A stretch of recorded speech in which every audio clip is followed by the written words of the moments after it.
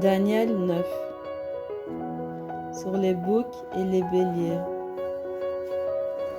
La première année de Darius, fils d'Azurus, de la race de Médès, lequel était devenu roi du royaume des Chaldéens.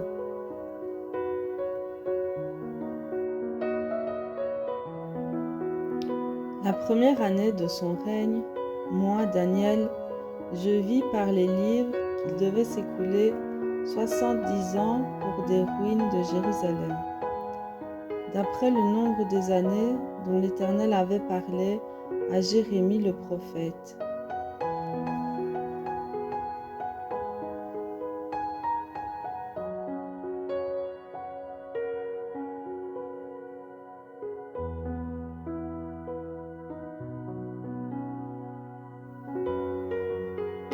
Je tournai ma face vers le Seigneur Dieu afin de recourir à la prière et aux supplications en jeûnant et en prenant le sac et la cendre.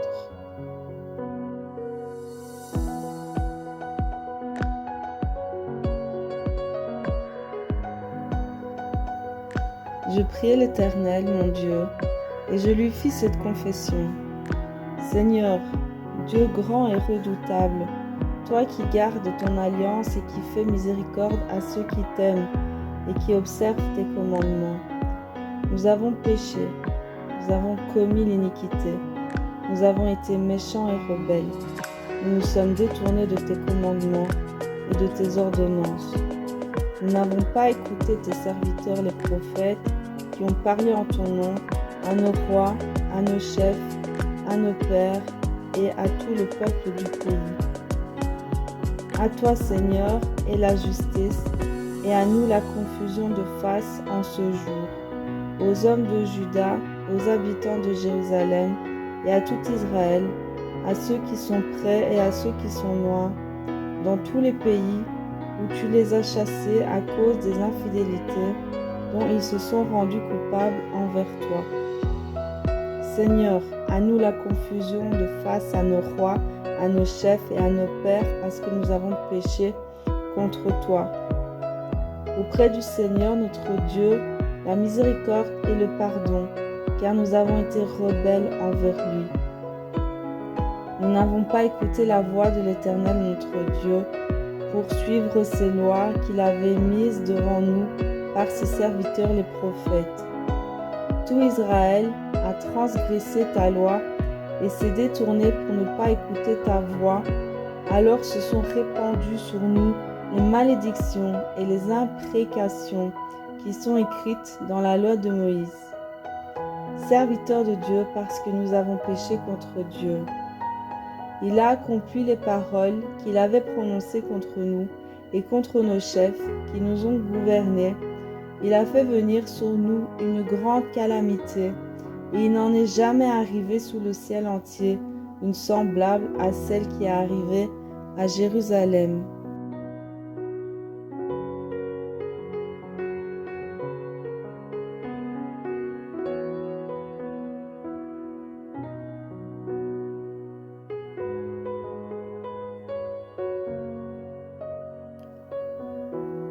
Comme cela est écrit dans la loi de Moïse, toutes ces calamités est venue sur nous, et nous n'avons pas imploré l'Éternel notre Dieu. Nous ne sommes pas détournés de nos iniquités, nous n'avons pas été attentifs à ta vérité.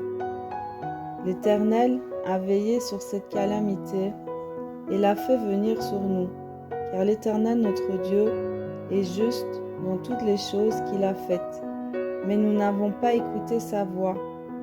Et maintenant, Seigneur, notre Dieu, toi qui as fait sortir ton peuple du pays d'Égypte, par ta main puissante, et qui t'es fait un nom comme il est aujourd'hui, nous avons péché, nous avons commis l'iniquité.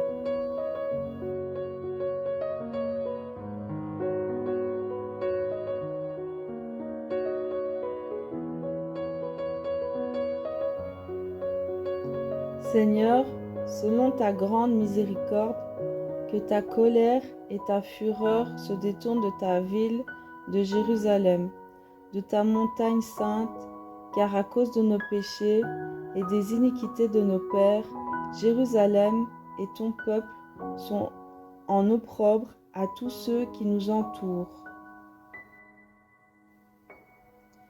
Maintenant donc, ô notre Dieu, écoute la prière et les supplications de ton serviteur, et pour l'amour du Seigneur, fais briller ta face sur ton sanctuaire dévasté. Mon Dieu, prête l'oreille et écoute. Ouvre les yeux et regarde nos ruines. Regarde la ville sur laquelle ton nom est invoqué, car ce n'est pas à cause de notre justice que nous te présentons nos supplications, c'est à cause de tes grandes compassions. Seigneur, écoute. Seigneur, pardonne. Seigneur, sois attentif. Agis et ne tarde pas par amour pour toi, ô mon Dieu, car ton nom est invoqué sur ta ville et sur ton peuple. Je parlais encore, je priais, je confessais mon péché et le péché de mon peuple d'Israël, et je présentais mes supplications à l'Éternel mon Dieu, en faveur de la sainte montagne de mon Dieu. Je parlais encore dans ma prière quand l'homme Gabriel que j'avais vu précédemment dans une vision s'approcha de moi d'un vol rapide au moment de l'offrande du soir.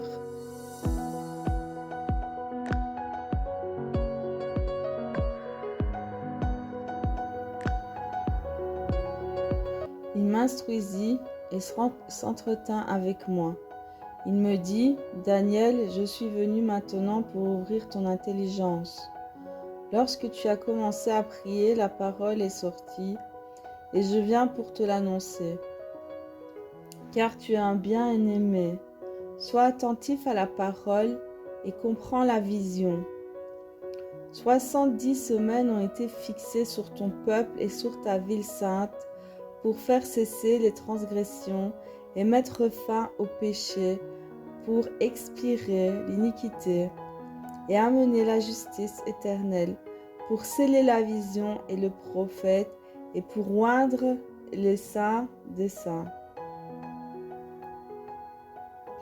Sachez-le donc, et comprends, depuis le moment où la parole a annoncé que Jérusalem sera rebâtie jusqu'à loin au conducteur, il y a 7 semaines et 62 semaines. Les places et les fossés seront rétablis, mais en des temps fâcheux. Après les 62 semaines, un oint sera retranché et il n'aura pas de successeur. Le peuple d'un chef qui viendra détruira la ville et le sanctuaire, et sa fin arrivera. Comme par une inondation, il est arrêté que les dévastations dureront jusqu'au terme de la guerre. Il fera une solide alliance avec plusieurs pour 1 semaine, et durant la moitié de la semaine, il fera cesser le sacrifice et l'offrande. Le dévastateur commettra les choses les plus abominables jusqu'à ce qu'à la ruine et ce qui a été résolu fonde sur le dévastateur.